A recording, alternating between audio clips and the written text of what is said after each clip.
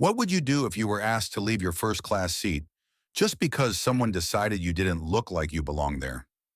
No shouting, no argument, just a request, soft as a breeze but cold enough to cut through your dignity. That day, Flight AV237 was headed from New York to Seattle. No one in the economy cabin knew. They were about to witness a quiet yet seismic event, one that would force the entire U.S. airline industry to rewrite its rules from the ground up. And the woman who was asked to give up her seat? She wasn't famous. She wasn't wealthy, didn't raise her voice, didn't have the media backing her. But just 43 seconds later, she made a single phone call that stopped the entire flight.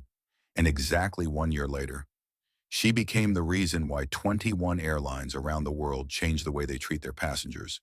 At the international terminal of LAX Airport, the exclusive Premier Suite Lounge for Avianair passengers glowed with its signature champagne gold lighting, designed to make everything outside look ordinary, rushed, and exhausting.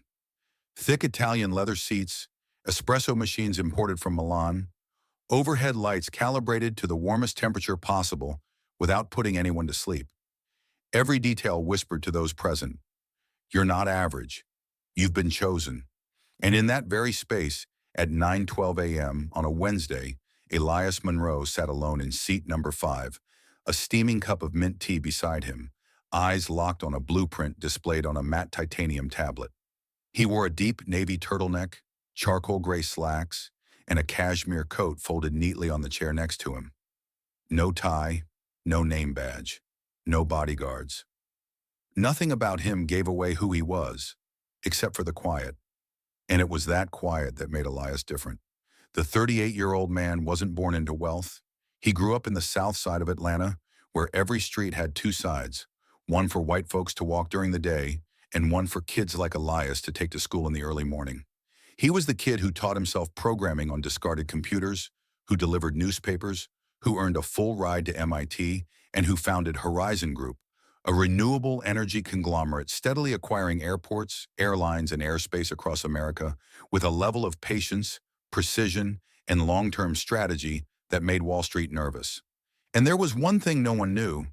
Just 3 weeks ago, Elias Monroe had acquired 54% of Avianair's shares through a private fund called Horizon Capital, executed through 3 layers of legal entities so no one could trace it back to him. And today he was here. Not to sign contracts, not to be served, but to observe.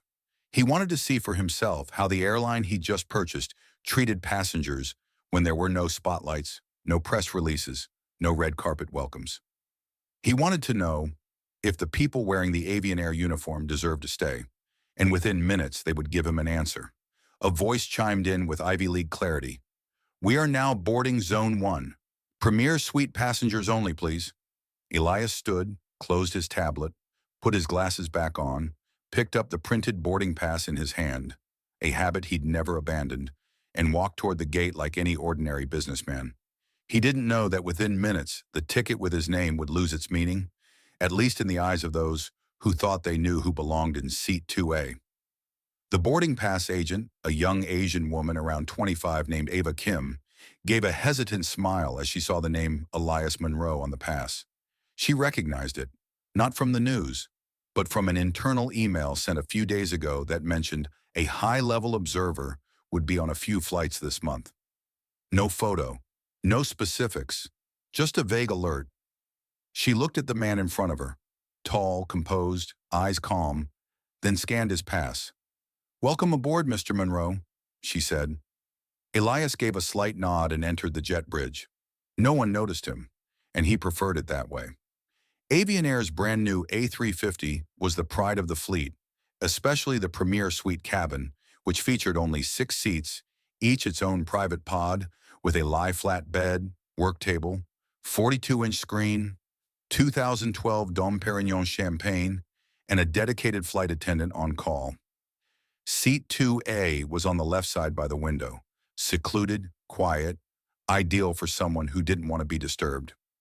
Elias placed his small carry-on in the overhead bin, sat down, fastened his seatbelt, and reopened his design file. He had just resumed reading notes about the Gen 4 rooftop battery integration when he heard wheels rolling beside him. A gravelly but sharp male voice pierced the air. "Excuse me, I think you're in the wrong seat." Elias looked up. Standing before him was a man in his early 50s, sandy blonde hair, a navy suit tailored a bit too tight, red striped tie, and a pair of smug blue eyes. Richard Langford, a senior partner at Langford and Sharp in Chicago, and a permanent fixture in first-class cabins across Europe. A man who believed money trumped protocol, and apparently today was no exception. "2A is always my seat," Langford declared, flipping his printed ticket. "My office books it months in advance. You're probably in the wrong row." Elias didn't flinch. He held out his ticket, calmly, like someone who had nothing to prove. "It's correct," he said. "Seat 2A Monroe, issued yesterday." Langford didn't even look at the pass. He snapped toward the cabin. "Janet!" he barked, like summoning a servant. Moments later, a woman with helmet-style blonde hair and bright red lips entered. Janet Carmichael, lead flight attendant with over 18 years at Avian Air, and someone who prided herself on knowing first-class passengers better than they know themselves. She entered the suite cabin with her most polished smile. "Yes, Mr. Langford. Someone's in my seat. I need you to fix it." Janet turned to Elias. Her smile remained, but her eyes dropped a few degrees colder. "Sir, may I see your boarding pass, please?" Elias handed it over again. "Already showed it to this gentleman. It's valid." She glanced at it. "Sometimes our system has seat reassignments due to operational requirements. Mr. Langford is a premier legacy guest. He usually sits in 2A. We have a wonderful seat for you in 5C, still in the suite class." Elias looked straight at Janet. His voice wasn't loud or sharp, but each word landed with precision. "I purchased this seat. I selected 2A. I received no reassignment, no notification, and I'm already seated." The cabin fell silent. Ava Kim, still folding towels nearby, had stopped mid-motion. She had seen Elias's ticket. She had also seen Langford's eyes, the kind she'd seen too many times before. Eyes that said, "I don't need rules. I have status." Janet took a few seconds to decide. Then she stepped closer to Elias, smile gone. "Sir, we are boarding, and you are holding up the process. Please move to 5C now." Elias didn't move. Langford scoffed. "What's the big deal? A seat's a seat. Just move." Elias turned his head to Langford but kept speaking to Janet. "If a seat is just a seat, then I suppose Mr. Langford can take 5C. We'll both arrive in Geneva just the same." A beat of silence. Janet tightened her jaw. "That's not how this works," she said sternly. "As the lead purser, I'm instructing you to relocate." "Then I'm respectfully declining," Elias replied, "and I suggest we call the captain." Janet stepped back half a pace, reached for her radio. "Captain Morgan, please report to 2A. Passenger refusing crew instructions." Ava turned away, her face visibly pale.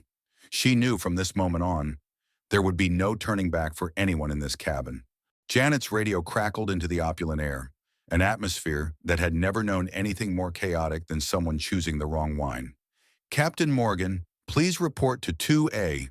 Passenger is refusing to comply." Her voice no longer carried polite undertones. It was sharp, loaded with the authority of someone used to being obeyed after a single request. Elias remained seated, one hand resting gently on the Italian leather armrest, the other folding his boarding pass into a perfect line. No anger, no tremble, just presence, so steady, so immovable, that words alone could not displace it. Langford, still standing beside him, glanced at Janet with a smug look. He adjusted the pocket square on his too-tight navy suit like an actor preparing for a familiar scene, one where he always walked away triumphant. "Told you he'd be difficult," he muttered, playing the role of helpful advisor. But Janet didn't need guidance. She knew the rules, and today she believed she held every card. Less than 2 minutes later, the steady sound of footsteps echoed down the aisle. Not rushed, not hesitant. Each step carried the weight of command. Captain Ray Morgan appeared, tall and imposing, his salt and pepper hair sharp against the pristine lines of his pilot's uniform. He scanned the suite cabin like he had just been summoned to neutralize a national threat. Janet stepped forward briskly and reported in clipped, clear tones. "Captain, this gentleman, Mr. Monroe, is occupying seat 2A. Mr. Langford has a standing reservation for this suite. I asked Mr. Monroe to move to 5C, and he refused. Captain Morgan didn't ask for details. He looked at Elias with a cool detachment, as though Elias were a misplaced item that needed returning. Sir, he said, voice deep, not angry, but heavy with pressure. We need to get this flight moving. I need you to cooperate and take the other seat so we can depart on time. Elias looked up, his gaze steady and locked on the captain's eyes. Captain, he began slowly, my name is Elias Monroe. My seat is 2A. I purchased it. I checked in online. I received no reassignment. I'm not causing a disturbance. I'm sitting where I'm supposed to be. Captain Morgan didn't ask to see the boarding pass. No one on the Avian Air team had, except Janet, who had looked but refused to see. Morgan gave a brief nod to Janet and turned back to Elias, his tone cooling even further. Son, he said, not because of age, but because that word, uttered in this context, was designed to reduce. It was the kind of word that made any black man in a white space feel small, feel othered. You can either move voluntarily or be escorted off the aircraft. It's your call. A silence fell like a drumbeat into the air. Elias looked around. Faces that had pretended not to watch the unfolding drama in Premier Suite now stared freely. A woman in 3C lowered her magazine, visibly irritated. An elderly man in 1D shook his head and muttered, "Always a delay." No one knew the truth. No one stood up.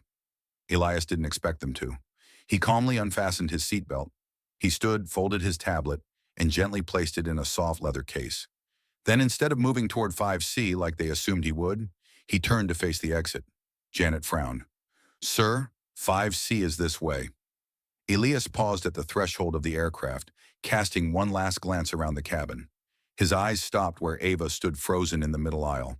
I find the service on this flight to be unsatisfactory, he said, his voice calm enough to chill. I've decided to deplane. With that, Elias stepped off the aircraft, leaving behind a cabin full of stunned silence, a system that had just slapped itself in the face without realizing it. Langford laughed and strutted to seat 2A like a man reclaiming a throne.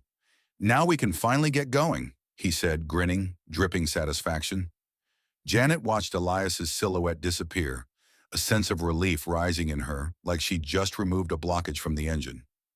Captain Morgan returned to the cockpit, determined to take off on time after this minor disruption.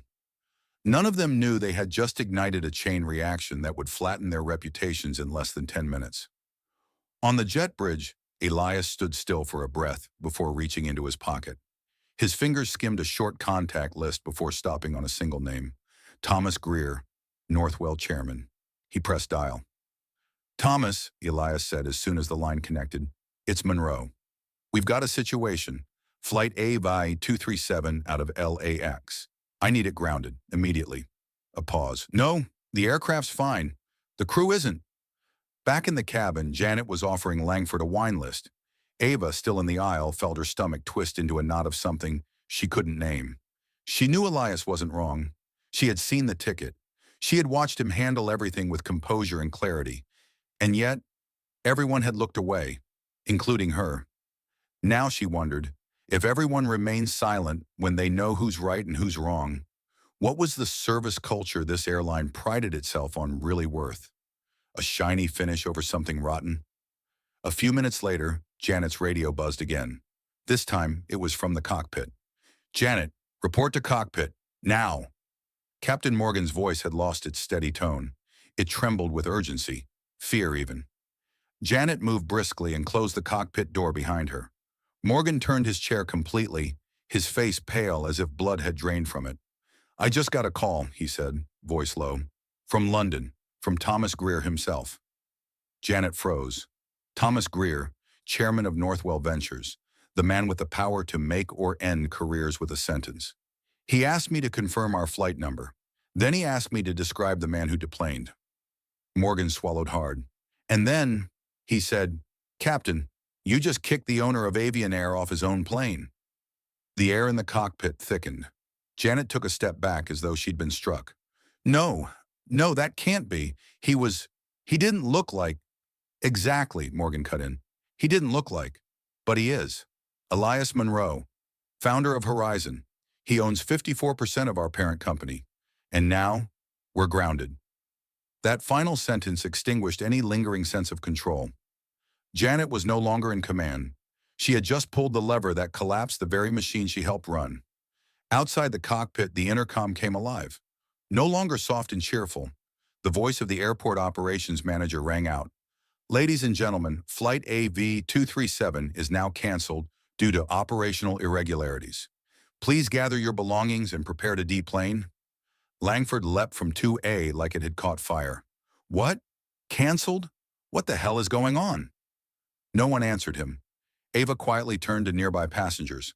Please be calm. We'll have updates shortly. But inside, she already knew. The man they removed wasn't a stranger. He was the truth that the entire system had refused to recognize. And now that truth was reclaiming justice the only way it could, by bringing down everything and everyone that ignored it.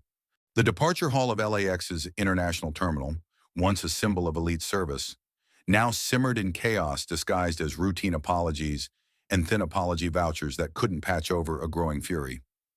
On the massive display screen above the gate desk, the blinking message, Flight AV237 to Geneva, canceled, pulsed like a late confession that something had spiraled far out of control. Passengers, initially murmuring about delays, were now demanding answers. But all they received were confused shrugs from ground staff. No one told the truth. No one dared. Inside the aircraft, a space once reserved for silence and power had become suffocating.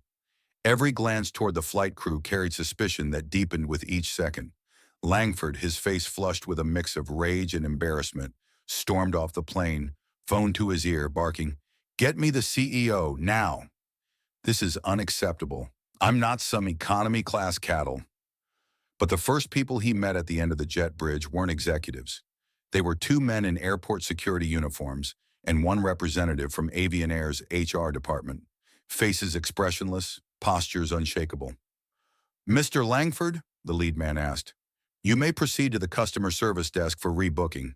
This matter does not concern you further." Langford froze. "Excuse me?" he growled. "I'm a Premier Legacy client.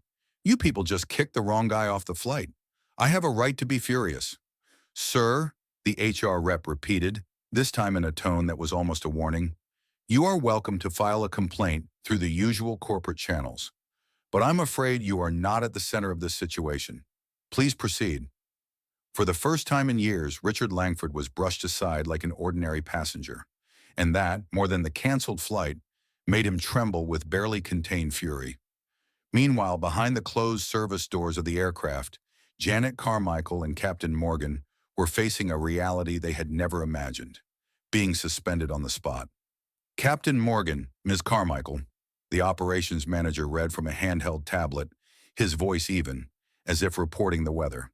"Under direct orders from Northwell Ventures, your credentials are suspended effective immediately. You are hereby instructed to turn over all Avianair-issued equipment, badges, and uniforms. Security will escort you from the premises." Janet went pale. "You can't be serious. This is a misunderstanding. We followed protocol. We were managing a seat duplication.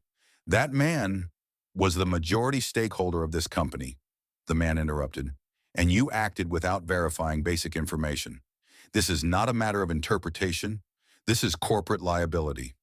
Captain Morgan said nothing. He removed his pilot's glasses, staring at them as if they could rewind time 30 minutes and offer him a different decision. But there was no going back. He knew it. Janet knew it. Everyone knew it. Ava Kim stood not far away, clutching the flight operations manual she once held like a sacred text. She had seen everything, from the moment Elias was removed to Janet's smug victory. And now, as their pristine uniforms were stripped away by consequences they never believed would arrive. One of the passengers, a well-known tech investor named Claudia North, had live-streamed the entire incident on social media. The clip captured Janet ordering Elias to switch seats, her tone laced with arrogance, followed by Captain Morgan entering without even checking a boarding pass. And finally, the moment Elias turned away and calmly said, "The service is unsatisfactory," before exiting the plane. The clip spread like wildfire. Hashtags #seat2, A number sign, avian meltdown number sign, who owns the plane, hit the trending charts within 4 hours. By noon, major news outlets were running headlines. Black passenger removed from valid first-class seat. Minutes later, entire flight canceled and crew terminated. The man? Turns out he owns the airline. At Northwell Ventures headquarters in Manhattan, Elias Monroe entered the boardroom at 1:05 p.m., where the full senior executive team sat stiff and silent, like jurors awaiting a verdict. Elias wasn't angry. He didn't raise his voice, but every word he spoke was colder than the air inside a cargo hold. "Let me be clear," Elias began, his gaze sweeping the room. "What happened today is not just about a seat or a rude employee. It's a symptom of something deeper, something rotten." The VP of Human Resources, a man who often bragged about his 20 years managing crises, stammered, "We've already dismissed the flight crew, Mr. Monroe. The problem has been addressed." Elias sat upright, fingers interlocked before him. "You think this is fixed because you fired a few people?" he asked. "This is not about one crew.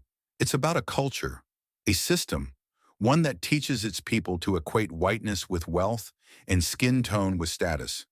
That kind of culture doesn't deserve to survive, and under my watch, it won't." The room went deathly quiet. No one interrupted. They knew he was right. They just hadn't expected the day would come when he had the authority to say it. But now he did. Elias opened his leather briefcase, pulled out a thick document, and laid it on the table with a thud. "Here's what's going to happen. The Diamond Premier program? Terminated. All tier-based service privileges? Dissolved. Effective immediately." A few senior executives gasped. "But those are our top clients." "Correction," Elias cut in. "Those are the ones we've trained to believe they're more human than others. No more." He turned to Ava Kim, who had been summoned to the meeting unexpectedly. "Ms. Kim," he said, voice slow but firm, "you were the only one on that flight who tried to do the right thing. I saw your eyes. You saw what was wrong, and you hesitated, but you didn't act out of malice. You still have your moral compass. I need that." Ava froze. Elias continued, "I'm appointing you Director of Service Culture Reform. You'll lead the design of our new training program. From the ground up, you'll answer directly to me. Budget unlimited." Ava swallowed. "Sir, I don't have the experience." "You have the integrity," Elias replied. "That's more rare." He stood. "And lastly, to every passenger on AV 237, we'll send full refunds, 10x credit vouchers, and personal letters of apology. Signed by me, hand-delivered if needed." As he walked out of the room, no one said a word. They had just witnessed the rise of a true leader, not by administrative authority, but by a moral force that couldn't be bargained with. And they knew the old system had ended. Jet Bridge 17, connecting the LAX International Terminal to the AV-237 aircraft, had never witnessed a phone call capable of changing the entire airline industry.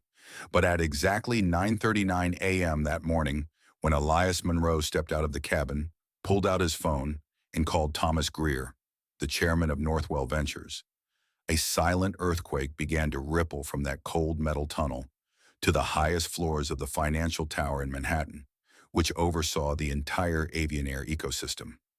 Elias wasn't angry. His voice didn't rise. There was only one concise order: ground the flight immediately. No explanation, no permission requested, no maybe. The command was delivered as if he were halting a production line after discovering a defect. Except this time, the defect was an entire system polished with reputation, tenure, and class privilege. Meanwhile, inside AV-237's cabin, final preparations were underway. Janet Carmichael had just finished checking the meal list, silently proud for swiftly handling a disruptive passenger. Langford, now comfortably settled in seat 2A, was sipping freshly poured champagne, his face smug, as if he had just reclaimed a throne. Ava Kim stood behind a thin curtain near the lavatory, eyes fixed on the internal monitoring screen, but her mind spinning. She knew, by instinct, by logic, by conscience, that what had just happened wasn't right, and her silence didn't make it right. Then, just 4 minutes after Elias's call, Captain Morgan's voice came over the intercom. Not calm, not composed. It was urgent, rushed, and made every passenger sit up as though electricity had surged through their seats. "Ms. Carmichael, please report to the cockpit. Immediately." Janet frowned. That kind of directive wasn't routine. She shoved aside a half-folded napkin and quickly walked toward the flight deck. As the door shut behind her, Ava held her breath. Inside the cockpit, the atmosphere was dense. Captain Morgan sat with his back to the control panel, one side of his headset askew. His eyes no longer carried authority, but instead the look of a man witnessing his own collapse in real time. He didn't look at Janet as she entered, only muttering, "We're not flying today." Janet blinked. "What do you mean? Weather's fine. Systems are normal. Boarding's completed." Morgan turned, placing a hand on the console as if he needed something to hold on to. "We just received a direct override from Northwell's executive line. Routed from London. Chairman Greer himself." Janet froze. Thomas Greer never intervened in individual flights? Never. Morgan continued, his voice lowering but no less serious. "He asked me to describe the man who deplaned. I said he was black, well-dressed, calm. Then Greer said, 'You just kicked the new owner of Avian Air off his own plane.'" Janet stood still. Her heart pounded wildly. "No, that's not possible. That man, he didn't look the part," Morgan interrupted. "Didn't fit your image of someone who owns a multi-billion-dollar airline?" Silence. "His name is Elias Monroe," Morgan said, as though delivering a verdict. "Founder of Horizon Group. They quietly acquired controlling interest through Horizon Capital 3 weeks ago. No announcement yet. They were auditing the company discreetly." The air in the cockpit grew as thick as cold fog. Janet suddenly felt her necktie tighten like a noose. "He didn't tell us. He could have said something." Morgan shook his head. "He didn't need to. That's the point. We should treat everyone like they could be him." Janet stepped back as though bumping into an invisible wall. There was nowhere left to retreat. This story had gone far beyond a personal mistake. This wasn't just a seating dispute. This was an explosion that tore open every fracture in their service culture and exposed it to the world.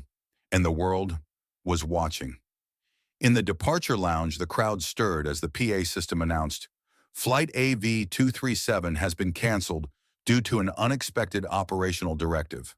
Please proceed to gate agents for rebooking assistance." Passengers murmured, confused. A few began asking gate staff, "Is it because of what happened earlier? That black man?" But the staff only shook their heads, equally puzzled. Langford stormed off the plane, his face nearly unhinged. "I demand a private jet. Do you have any idea who I am?" he shouted at the gate manager, while his phone buzzed nonstop. On the 7th call, he finally answered. On the other end was his associate at Langford and Sharp. The voice trembled. "Richard, we've got a PR crisis. Someone filmed it. The internet is on fire." Langford froze. The video, just 42 seconds long, captured him snarling at Elias, pointing and demanding he vacate the seat. The audio was crystal clear, the footage undeniable, and the caption that accompanied the viral post made everything worse. "Entitled white man demands black CEO vacate his assigned seat. Entire flight canceled after truth revealed." The hashtag number Langford Gate hit Twitter's trending list within 30 minutes. At his law firm's office, the managing partner called for an emergency meeting.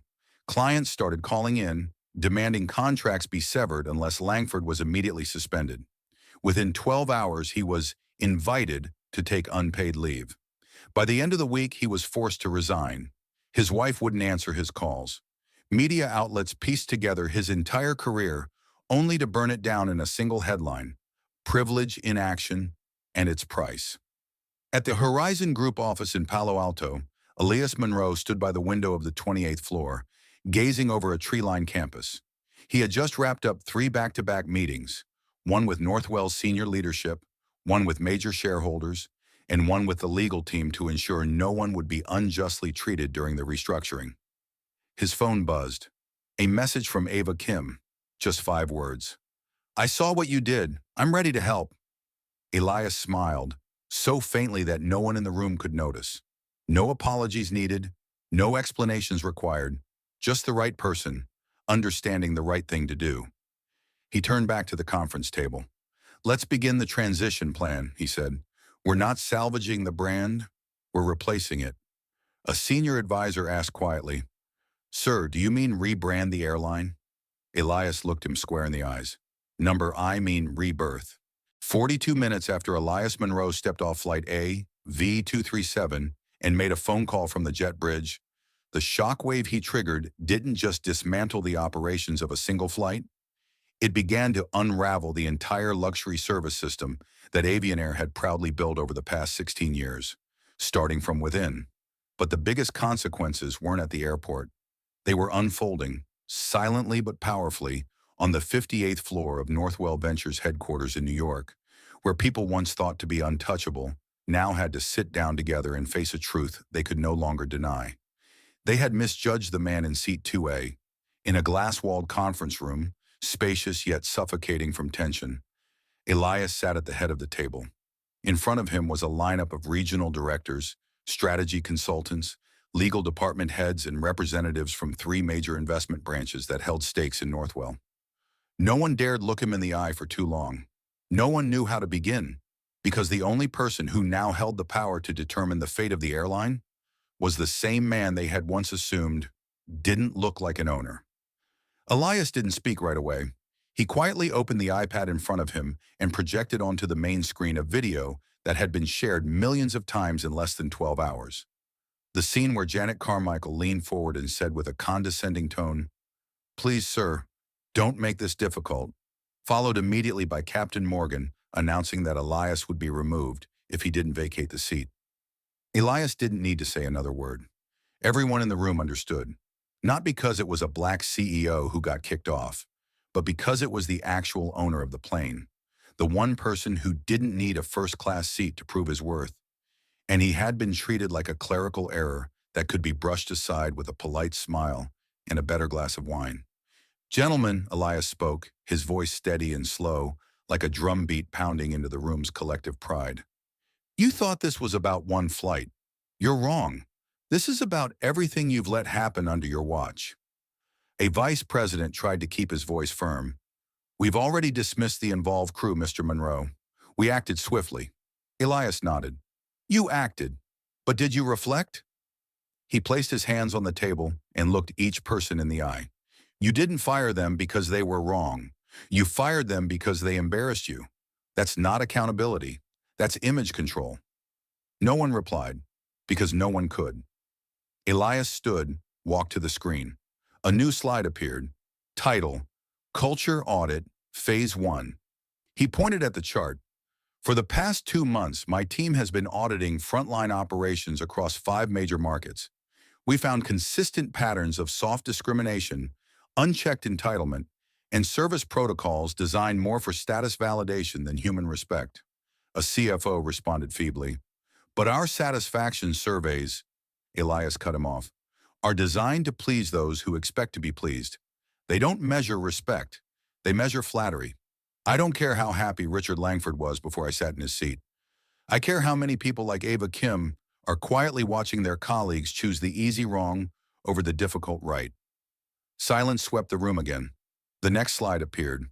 The Avianair brand image, with its golden wing-like logo, once symbolizing sophistication. Elias tapped the remote. The logo faded. In its place appeared the words, "Project Equa." "Avianair is finished," he declared. "We will sunset the brand within 6 months. Everything, name, livery, uniforms, customer tiers, will be retired. What rises in its place will not be an airline of privilege, but an airline of principle." Several people were so shocked they dropped their pens. One murmured, "You're going to dismantle a billion-dollar brand?" Elias looked directly at him. "I'm going to build a better one, because a brand that collapses under the weight of a single truth is not worth saving."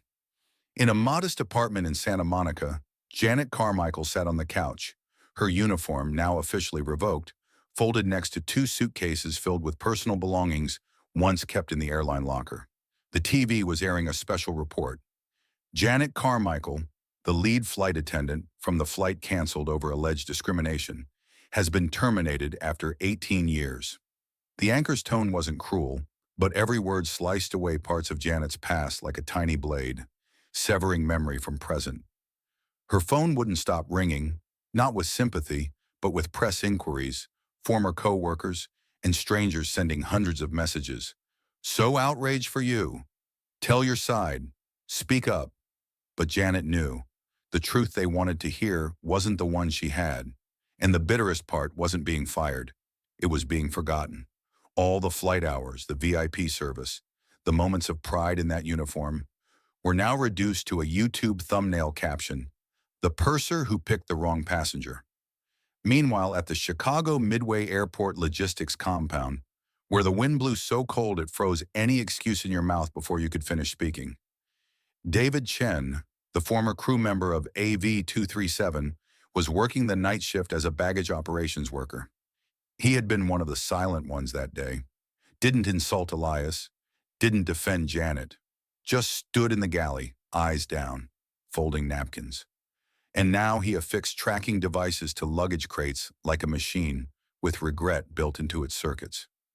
He hadn't stood up, and the price for that silence was his employee badge being shredded in front of him and a note from HR.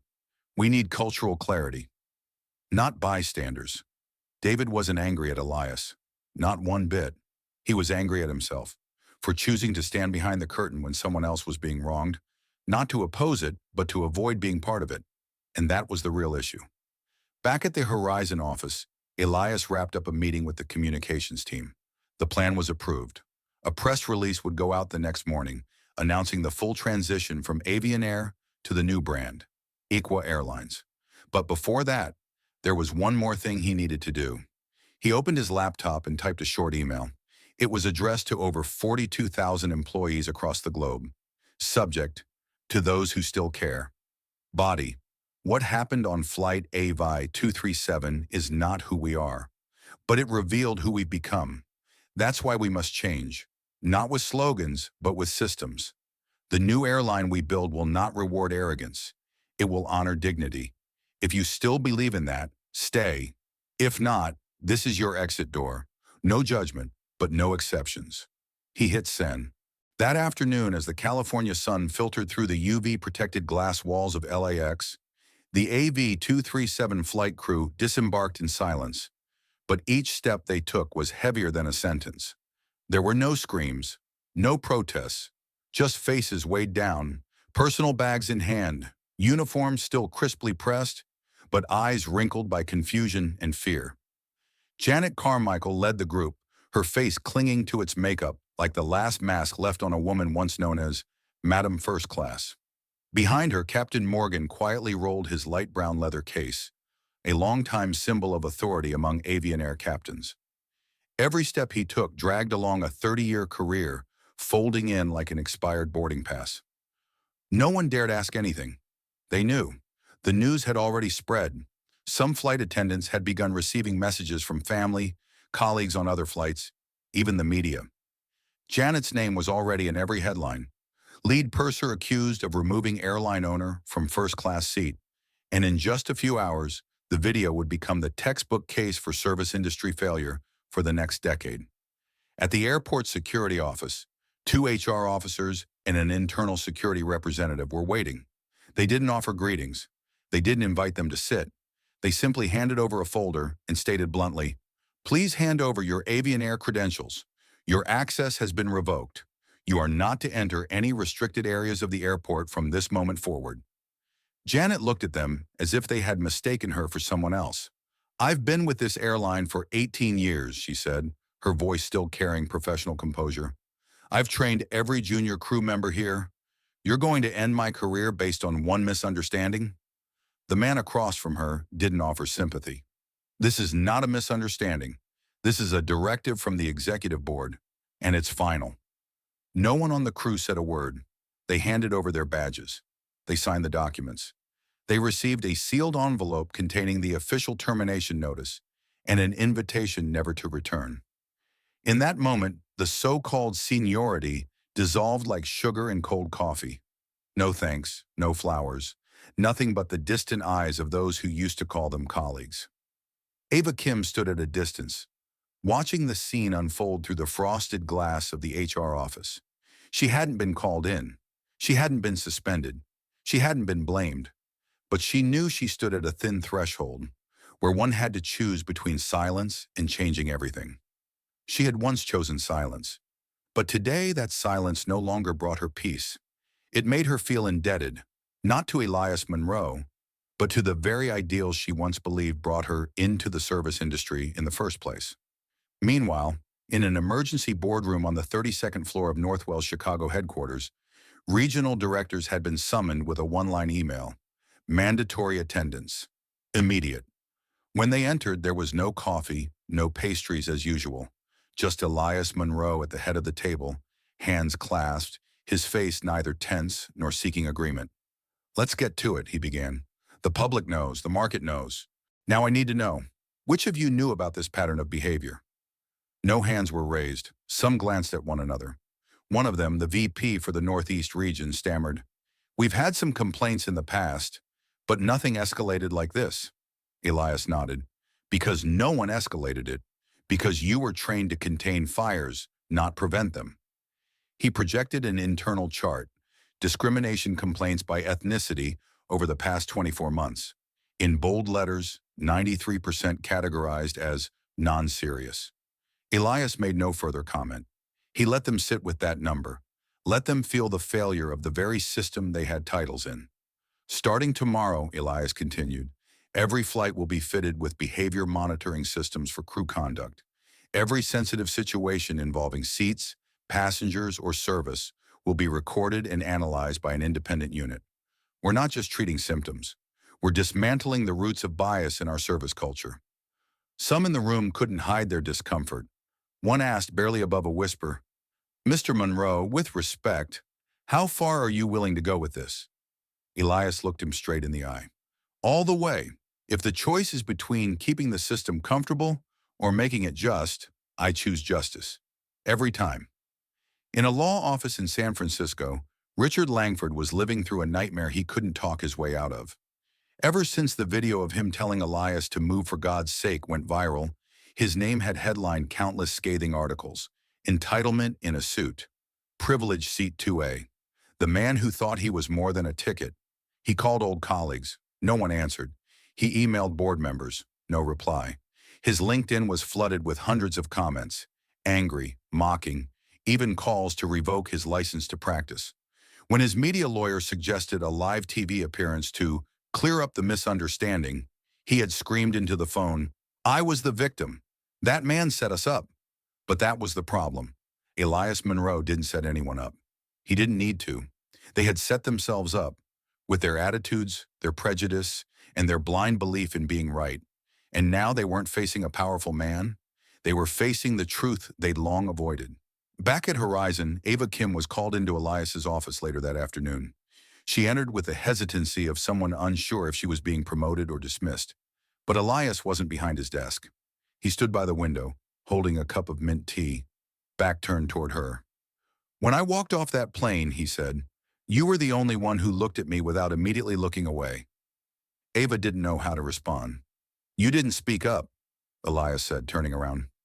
"But you didn't participate either. To me, that's enough to begin." He walked to his desk, opened a folder. "This is the Full System Service Culture Reform Program. I want you to be the executive advisor on this." Ava was nearly speechless.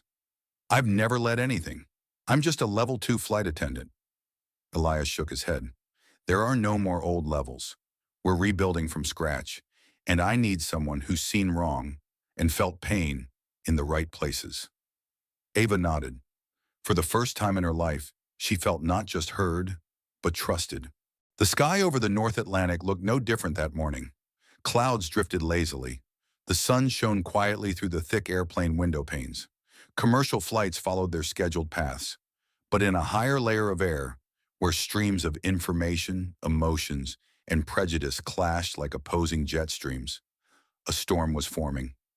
Not on any air traffic radar, but on Twitter, Instagram, TikTok, Reddit, and hundreds of online forums, where a story about the man who was asked to give up his seat and grounded an entire airline was exploding at a pace no PR team could contain. The original 42-second video, filmed by Claudia North, a tech investor who happened to be seated in 3C, had already surpassed 8 million views in under 9 hours.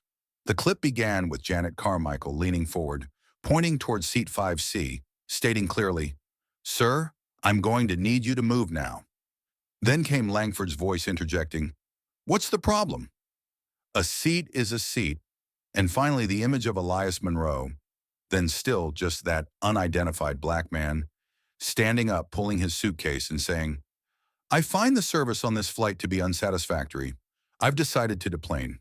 From that short clip, thousands of reaction videos, commentary, remixes, and TikTok stitches were created in rapid succession. One user at Legal Eagle 42 exclaimed in his video, "Wait, so they kicked this man out of his seat, and turns out he owns the damn airline?" Another stitched the clip of Janet saying, "Please don't make this difficult," with footage of Martin Luther King Jr. being arrested, captioned, "History doesn't repeat, it rhymes." The hashtag #seat2A reached global top 3. Avian Air nosedived like a skate blade over cracked ice. And for the first time, a new hashtag appeared. #Equavalues dash, coined by a user reacting positively to a leaked speech by Elias on Reddit, in which he said, "We don't need better service for the few. We need equal dignity for all." As social media broadcast signals of a brewing crisis, traditional newspapers and cable channels weren't far behind. CNN aired a special report at 6 p.m. titled, "From Cabin to Boardroom, the Flight That Grounded a System." MSNBC hosted a roundtable of corporate culture experts using the incident as a case study in invisible bias within premium service industries. Fox News, as always, took a different angle. Billionaire walks off plane, entire crew fired. Was it fair? However, what surprised everyone was Elias Monroe's reaction. The man at the center of the storm was complete silence. No posts, no statements, no justifications, no press conferences with tears, no fiery rebuttals. That silence was the strategy. Because Elias didn't need to say anything, the world was speaking for him. At the Horizon office, Ava Kim sat in a 12th floor conference room for the first time as an official member of the Service Culture Reform Task Force, temporarily called Equalab. Beside her were experts from Harvard Kennedy School, 2 sociologists, a consumer behavior analyst, and 3 former flight attendants from other airlines who had quit due to toxic internal cultures. Ava didn't feel used to this. She wasn't in uniform. She wasn't apologizing for running out of coffee. She was being asked, "What do you think happens when passengers aren't called by their actual names?" Ava hesitated. "It's something I've seen a lot, especially with Asian passengers. Instead of saying Miss Nguyen, they just say, 'Miss You,' as if the name wasn't worth remembering." A cultural expert nodded. "A name is identity. Erasing a name is a form of erasing rights." Elias entered at that moment, no suit, a soft gray sweater, jeans, and a stack of papers in hand. "Just came from legal," he said. "We now have the grounds to implement a new service code, not based on points accrued, not based on loyalty tiers, but on one principle. No one gets default priority. Every passenger, from 47D to 1A, deserves to be seen, heard, and served as a human being." Ava looked at him. She didn't know where he found that strength, but she knew. She wanted to be part of that vision. At a luxury hotel in Beverly Hills, Janet Carmichael sat down for her first interview since being terminated. A reporter from a tabloid wanted the real angle from the flight attendant canceled by the internet. Janet adjusted her hair, still carrying a hint of her former poise. She was asked, "If you could go back to that moment, would you do anything differently?" Janet responded without blinking. "I followed protocol. I handled it the way the system trained me to. That system was flawed, but I didn't create it alone." The answer split public opinion. Half called her deflecting blame. The other half said, "At least she's honest." But what truly mattered was this. For the first time, Janet understood. She wasn't fired just for her actions, but for what she represented. The image of a system that treated black and brown passengers as exceptions, not defaults. 3 days later, Elias Monroe received an email from the media team. They wanted to host a live stream unveiling the new brand. A grand event, a dazzling backdrop, celebrity guests, smiling attendants in new uniforms. Elias simply replied, "Unnecessary." Instead, he sent out a company-wide memo titled "The Quiet Takeoff." In it, he wrote, "We won't relaunch with fireworks, but with trust, not with image, but with action." Starting next month, Avian will be replaced by Equa Airlines, short for Equality in the Air. The first flights will have no separated classes, no legacy reserved seats, no passengers referred to as Premier God. Only people, sitting beside each other, flying together, and served equally. The email leaked, perhaps intentionally, and became viral material on LinkedIn. Posts alongside it called it the Manifesto of 21st Century Service. One financial newspaper even forecast, if Equa Airlines succeeds, it will force the entire luxury air industry to redefine what customer care means. Back in the skies, on a flight operated by a competing airline, where attendants still called passengers by their diamond, platinum, gold, silver, basic tier, a middle-aged Indian-American man in a modest suit quietly said, as the attendant passed him without greeting, "Thank you." The young woman turned back, puzzled. "Excuse me," he smiled. "Just thank you for being here. You matter." That seemingly simple line, just days later, appeared on the homepage of Equa Airlines as its new slogan, "You matter." While newspapers around the world were calling Elias Monroe by grand titles like "The Man Who Toppled First Class," "The CEO Who Revolutionized Service," or "The Billionaire with a Ticket," on the 10th floor of Horizon campus in Palo Alto, that very man was still sitting in an office so modest it didn't even have a picture on the wall. On the desk sat a laptop, a dark leather-bound notebook, and a cup of mint tea that hadn't cooled yet. No nameplate, no brand logos, not a single detail flaunting power, because Elias had never needed that kind of power. He didn't appear in the media. He didn't hold press conferences. He didn't post rebuttals. He worked quietly, layer by layer, detail by detail, like an architect rebuilding a system that had been rotting from the foundation up. That morning, Ava Kim stepped into Elias's office with the first draft of the Equa Standard, a new code of ethics and service protocols for all future Equa Airlines employees. Her hands trembled as she placed the folder on his desk. "I know it's still incomplete," she said, "but at least it's a place to start." Elias looked at her, not with praise nor skepticism, only with a rare kind of listening, the kind that made the person across from him feel not judged, but recognized. He opened the folder, flipped through each page, read every line. He said nothing. And then, after a silence so long it made Ava nearly hold her breath, Elias asked, "In the section about addressing implicit discrimination, you state that staff are encouraged to report incidents internally. But what if the internal structure is the source of the problem?" Ava didn't respond immediately. She quietly crossed out the phrase and replaced it with a new line. "Report directly to the Office of Ethics and Culture, independent from direct supervisors." Elias nodded. "Good. A system can't monitor itself. You just corrected a dangerous loop." No empty praise. No, "well done." No, "good job." But Ava walked out of Elias's office feeling like she had just taken a real step toward change, not accepted for effort, but trusted for the courage to revise what was broken.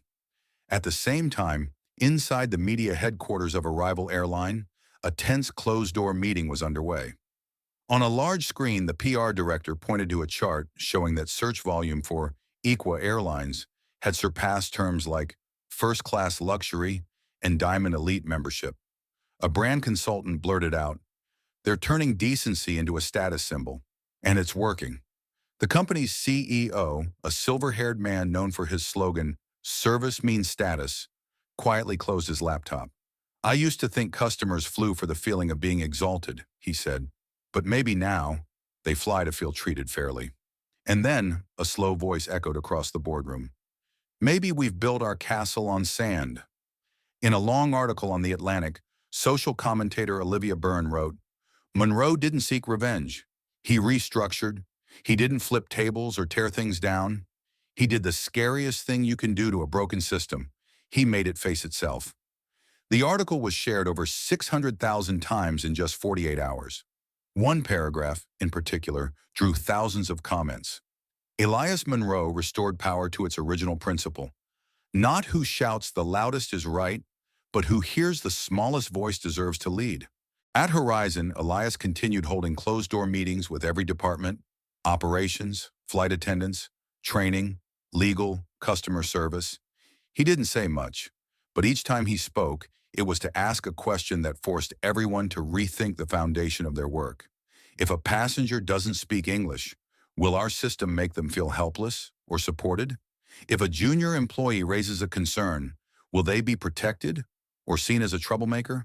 Are we serving to protect the brand or to preserve dignity? Each meeting felt like a masterclass in organizational philosophy. No dogma, no virtue signaling, just honest, piercing questions that made people dig deep and ask themselves, what are we doing? For whom? And why? In a small apartment in Philadelphia, David Chen, a former flight attendant from Flight A, V237, now working as a baggage handler, watched a segment featuring Ava Kim on NPR. She spoke about a new training initiative called Equa Foundation Training, where every employee, from pilots to baggage crews, would relearn how to see people, how to see customers, and how to see themselves. David quietly saved the link. He didn't think he would ever return to the industry, but he knew if anyone could make him believe in the system again, it was Ava and Elias. He opened his laptop and typed a short email. I don't know if there's a place for people like me who didn't speak up when they should have, but if there is, I'm ready to learn again. Elias read the email late at night. He didn't reply immediately, but the next morning, Horizon's HR department received a directive. Open a new position at the airport operations office. Field advisor for frontline staff feedback. First candidate should be David Chen. At Equalab, a special meeting was held to finalize the last section of the training document, the chapter titled Leadership by Listening. Ava suggested including a quote from Elias. He initially declined. I don't want to be the center. But after hearing Ava explain that quote is our compass, he nodded. The sentence was printed at the very top of the final chapter. Leadership isn't a voice, it's an ear. The real ones are the quiet ones who listen before they act. Elias Monroe. While the media continued dramatizing Elias's story like a feature film, with the CEO kicked out of his seat scene, recreated through animation, memes, and parodies, Elias had not once responded to the press. When a CNBC reporter tried to approach him at a global aviation summit, Elias simply said, I didn't ground a flight, I grounded a way of thinking. 1 week later, during an internal brand presentation for Equa Airlines, no stage lights, no flashy backdrop, Elias stood before the first 60 employees of Equa, who would become the culture seeds assigned to global branches. He didn't speak like a CEO. He told a story about the first time he flew from Atlanta to Boston at 17 on a full scholarship and was asked for documents 3 times at the boarding gate. About the time he saw his mother, a retired nurse, skipped during meal service by a flight attendant because she looked like she was asleep. And about the most recent time when he sat in the seat he paid for and was treated as if he didn't belong. He paused, eyes scanning the back of the room. I'm not telling this for sympathy. I'm telling it so you remember that what we're changing isn't just policy, it's memory. And when memory changes, the whole system changes. She never dreamed of becoming a leader. Ava Kim had never envisioned herself in a high-ranking role, much less in a position so close to the CEO, where every step, every decision echoed through a system being rebuilt from the ground up. But sometimes what defines a person isn't the ambition they chase, but the things they choose to stand up for, when every part of them wants to step back. That week, at the Horizon headquarters in Palo Alto, Ava Kim's name was formally printed on an invitation to the executive boardroom. She didn't know why. No one gave her a heads up. But when the door opened and Elias Monroe stood up from the head of the table, his voice calm but resolute, he said, Ava, we need your help to keep this culture on course. There were no flowery words, no applause, just trust, not handed to someone deemed deserving, but to someone who had stood firm in a storm and still chose to act with intellect instead of bitterness. After the meeting, Elias brought her into a small private room once used to film onboarding videos for new hires. He pulled down a screen and played a clip from the internal camera on flight AV237, a video never released to the public capturing the moment Ava was forced from her seat. But Elias didn't want her to watch the pain. He wanted her to see the moments after. When she stood in the aircraft hallway, tears still on her face, yet calmly pulled out her phone and recorded the incident, adding this message. "This isn't about me. It's about what we allow. You didn't scream. You didn't lash out. You didn't beg for someone to defend you. But you acted and you were right," Elias said. "I don't need a manager. I need a guardian of memory." Official title: Vice President of Culture Integrity, a role that had never existed in any airline. But at Equa, this wasn't a seat of power, it was a seat of remembrance. Ava didn't just oversee flight attendant training, she was the final gatekeeper for every process involving human interaction, from crew to passengers, to technicians, to airport personnel. And whenever a new policy was proposed, Ava asked one single question. If I had to carry out this policy, on that day, on that flight, would I be protected? On her first day, Ava did something that stunned the entire executive team. She refused the executive office. Instead, she moved into the break room at Oakland Airport, once considered a blind spot where no one paid attention. She installed a whiteboard and began writing a different question on it each day. Has anyone made you feel unseen today? Who spoke up for someone else this week? What would you do if it happened to your sister? No immediate answers were needed, but the board became a space where staff left honest notes about fear, blind spots, and sometimes the moments they stood up for others. One Monday morning, Ava walked in to find a handwritten note stuck to the board. I'm a flight attendant trainee. Yesterday, a white male passenger called me China doll and asked for a different server. My supervisor laughed and said, well, at least you're cute. I don't know who to tell. Ava didn't react with outrage. She removed the note, brought it to the leadership meeting, and placed it in the center of the table. We have a leak, she said, and from this point on, I will not allow anyone to slip through it unseen. 3 weeks later, Equa launched Whistle Window, an anonymous AI-integrated reporting system handled by an independent team under Ava. Every report was investigated, not through direct managerial lines, but via a cross-verification chain. And during the first trial run, over 620 frontline reports were received within just 48 hours. 83% of them had previously been dismissed as not enough evidence. Ava didn't release the data. She only said, they were once silenced. Now it's our turn to listen. In an internal seminar, Ava recalled the first time she spoke up. I didn't think I would change an industry that day. I just didn't want another girl to stand in the middle of an aircraft cabin feeling like trash pushed to the side because of her skin color, her expression, or an unnamed bias. But if my standing still that day helps someone else stand up today, then I'd stand there again. Ava also led the Echo Training Project, a special course where new employees heard real-life stories, not model simulations.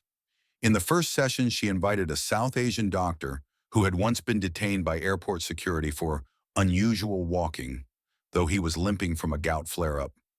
When he described the moment 3 guards closed in on him just because of his appearance, the room fell silent. Ava stood up after that story, looked around the room and said, your job isn't to make customers happy. Your job is to make sure no one walks off this plane feeling less than human. Ava's presence didn't make everything smooth. In fact, she faced covert resistance from some old-school management, people who said she was too emotional, using personal experience to drive policy, or prioritizing feelings over procedure. But Elias never interfered. He said only one thing at the leadership meeting. If emotion isn't allowed in leadership, then we've chosen the wrong species to lead. One day, Ava received a handwritten letter with no name, just a single message. I was one of the people standing nearby when you were removed from your seat. I said nothing. I'm sorry, but today I reported a passenger for harassment, and I said it out loud. Thank you for giving me a second chance at courage. Ava held the letter. She didn't cry. She quietly tucked it into her notebook, between 2 pages titled, Culture isn't written by policy, it's written by memory. In the 3rd month of her tenure, Ava released a draft that would later become the golden rule of aviation, with its first line handwritten and preserved in ink. Your seat doesn't define your worth. Your uniform doesn't define your power. The way you treat others does. That quote was printed on the inside of every Equa staff ID badge, right beneath the name. It wasn't mandatory, but no one dared to ignore it. At the press conference launching the Equa First Academy, a training program adopted across the industry, Ava took the stage with a story. When Elias Monroe appointed me, someone asked if I was afraid. I said yes, afraid of not being good enough, afraid of not being logical enough. But what scared me most was that if I didn't say yes, the voices of those who were once silenced would fade again. And this time, it would be because I didn't have the courage to hold them. She paused, looking directly into the camera, as if speaking to those who had once been forced into silence. I don't represent everyone, but I want to clear a path for those who've been told they're not qualified to be believed. Because I used to be one of them, no one dared to look her in the eye. That day on Flight AVI 237, when Ava Kim was asked to vacate her seat, not a single passenger spoke up. Some turned away, some looked down. A middle-aged man pretended to be asleep. A woman in a red blazer quietly put on her wireless headphones, played music, and closed her eyes as if what had just happened never existed. Not because they agreed, not because they were heartless, but because of a fear, an invisible, quiet, more insidious fear than any rulebook. The fear of being dragged in, the fear of responsibility, the fear that if they said something, if they reacted, they would become the next target. They stayed silent, and that silence, as a journalist would later describe, was louder than the insult itself. 16 people were seated in business class that day, ranging from mid-level managers to lawyers, doctors, and fashion designers, all with just enough influence to make a ripple. But none did, because they believed this would blow over quickly. No one recorded it. No one live-streamed. No evidence. And that woman who looked like an average receptionist, who would believe her if she tried to tell the story? But they were wrong. When footage from the airport security cameras leaked, when images from inside the cabin, cut from an internal clip that somehow got out, showed Ava being pointed at by a flight attendant, along with the cold voice of a supervisor ordering her to comply or leave, everything exploded. Now every one of those 16 passengers is being questioned by the press. One man, the marketing director of a beverage company, was publicly dragged after sarcastically commenting, "She could have just moved. What's the big deal?" A civil rights attorney, seated right next to Ava in seat 2D, was called out by a former student who tweeted, "You taught us about justice, but when it mattered, you were wearing your Beats headphones." Among them was a woman named Linda Morales, the one in the red blazer. She hadn't spoken up, but she remembered every detail. She recalled later in an interview with CNN, "I saw her eyes when she was asked to stand. They weren't pleading. They weren't angry. They were tired, like this wasn't the first time. And I looked away." Linda couldn't sleep for 2 weeks after the incident. She did the only thing she could think of. She wrote a letter, a handwritten one, to Ava Kim. She didn't know the address, so she mailed it directly to Equa Airlines headquarters. Didn't know if anyone would deliver it, but she wrote, "I don't know who you are, but I know who I was in that moment, a person who chose silence. I'm sorry, not because I didn't act, but because I lost the chance to prove I'm still human." The letter received no reply, but it was shared. Someone within Equa, possibly a clerk, took a photo of the letter and posted it online. And from there, something strange started to happen. On May 18th, a small group of passengers from Flight AV237 held a closed-door meeting at a hotel near Houston Airport. Initially, it was just Linda and 2 others. But when they posted an anonymous invite on Reddit titled, "We were there and we regret it," more than 40 people showed up. Not just passengers from that flight, but others who had witnessed similar events. People who had seen someone asked to leave their seat because they didn't look right. People who had watched black passengers get their luggage searched 3 times in a row. Former flight attendants who had been told to stay quiet when something felt wrong. Because premium passengers are always right. They called their group the 21st Century Pledge after Ava's seat number that day. Their pledge was simple. Next time, I won't stay silent. And the surprising thing was, they meant it. On May 24th, on another Equa flight from Chicago to San Diego, a passenger was asked to fully unpack his luggage for a search due to K9 alert. That passenger was a Nigerian-American professor. One of the 21C group members, Linda, happened to be on that flight. She stood up, pulled out her phone, and asked loudly, "Can you explain to all of us why he's being searched?" Another passenger, unrelated to Linda, also stood. Then another. They didn't scream, didn't curse, just stood and filmed. The 27-second video, posted on Twitter with the caption, "This time someone stood up," was viewed over 19 million times in 48 hours. Equa Airlines was forced to hold a press conference. But what made the event explosive wasn't the apology. It was the appearance of Ava Kim, now Vice President of Culture and Innovation, who for the first time publicly addressed the incident. She stepped up in an earthy brown suit, her hair neatly tied back, standing behind the microphone without notes. Her voice was low and steady. "I don't want people to stand up for me. I want them to stand up for themselves. Because if one day what happened to me happens to your sister, your daughter, or to you, then silence should no longer be an option." The room was dead silent. Not a cough, not a single interruption. And after those 7 seconds of stillness, the first person to stand and applaud was Linda Morales, the same woman who once looked away. Now the leader of a project called Passengers for Change, offering resources, training, and campaigns to help thousands of travelers respond effectively to injustice on flights. Behind Ava, for the first time, Equa's new slogan was revealed on screen. Not one goes unseen. And the miracle wasn't in the slogan. It was in the fact that this time, all those who once stayed silent stood up. The American airline industry didn't change because of a speech. It changed because of what came after. 24 hours after Ava Kim delivered her address at the press conference and the new slogan, "Not one goes unseen," was unveiled, social media erupted, not with outrage, but with action. A former flight attendant who once worked at Equa Airlines, named Lisa Tran, posted a 1-minute video on TikTok. In the video, she wore her old uniform, stood in front of a mirror, and said, "I used to be the one who said, 'Please comply or you'll be removed from the aircraft.' I didn't do it because I was cruel. I did it because I was scared of losing my job. But today I'll say it the way I wish I had back then. Ma'am, if something's wrong, let me help fix it, not remove you." The video garnered over 38 million views in 36 hours. And for the first time, from within the industry, someone dared to say what thousands of others had silently carried.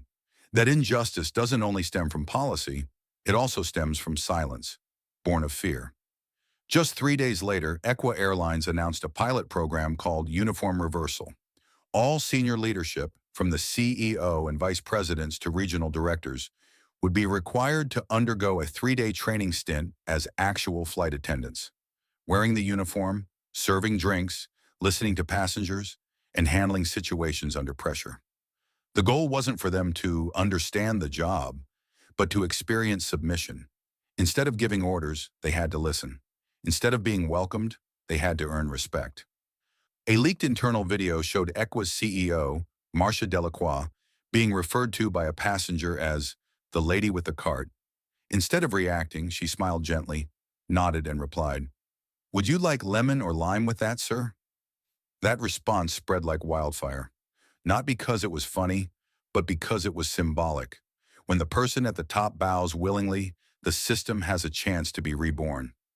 Several other airlines quickly followed suit. Sky Nation launched a program called Listen from Row 30, requiring every new executive to take at least one flight in economy class and spend most of it talking with random passengers without revealing their title.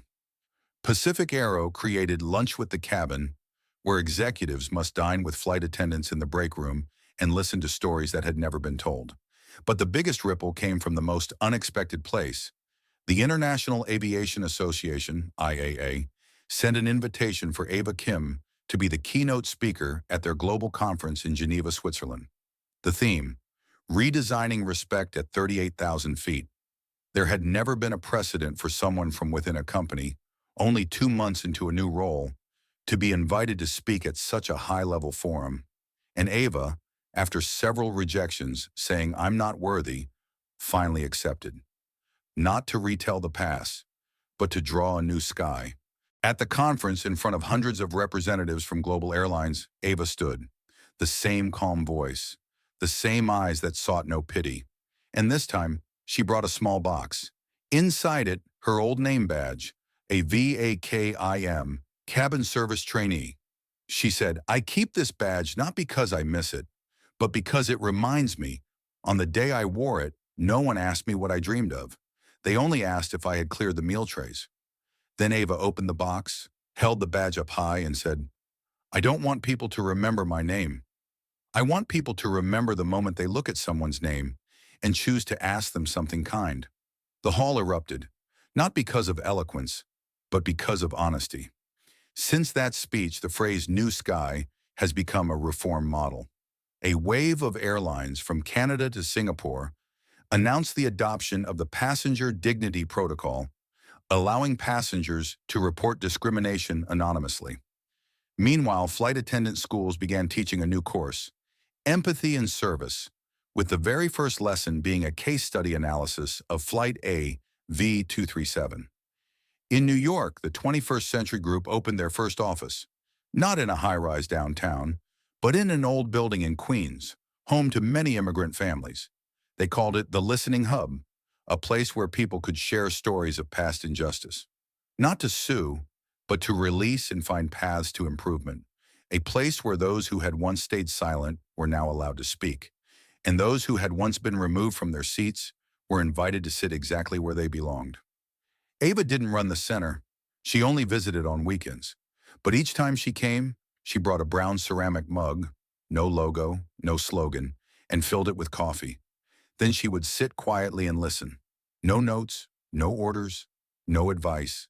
Just listen. Because above all, Ava understood. Sometimes justice doesn't begin with a voice. It begins with the right kind of silence, the kind that allows a person to be heard, fully. And that is how a new sky was written. Not with laws, not with money, but by the people who once turned away, now returning.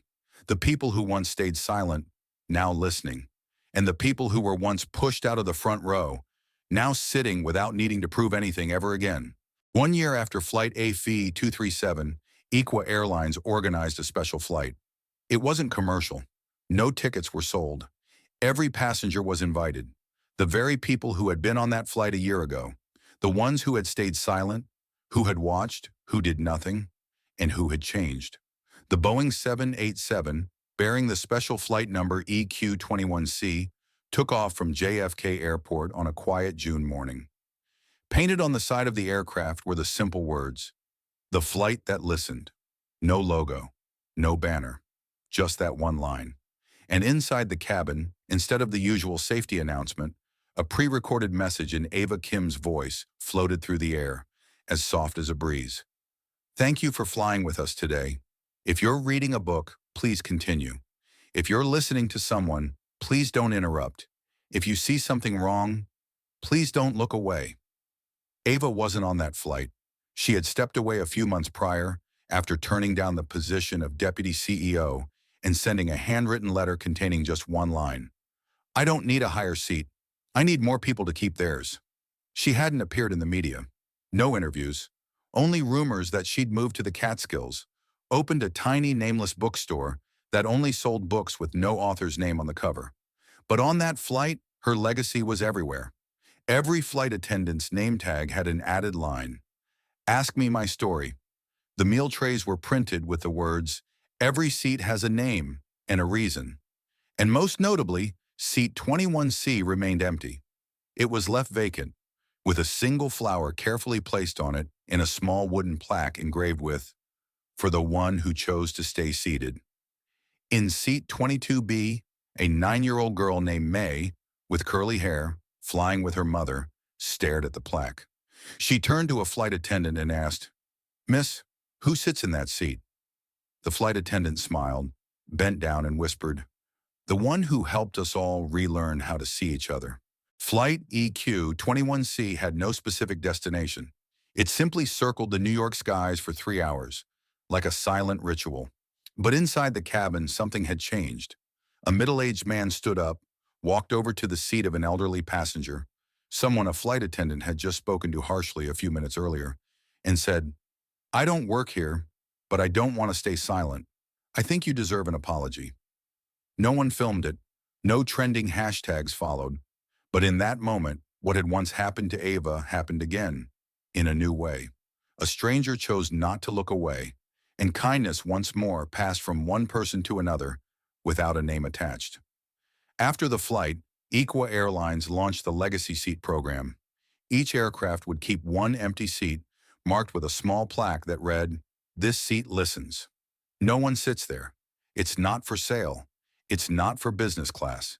It exists only to remind everyone, wherever there is the right kind of silence, there's a chance for justice. At the same time, the 21st Century Organization was invited to consult on reforms for over 18 international airlines.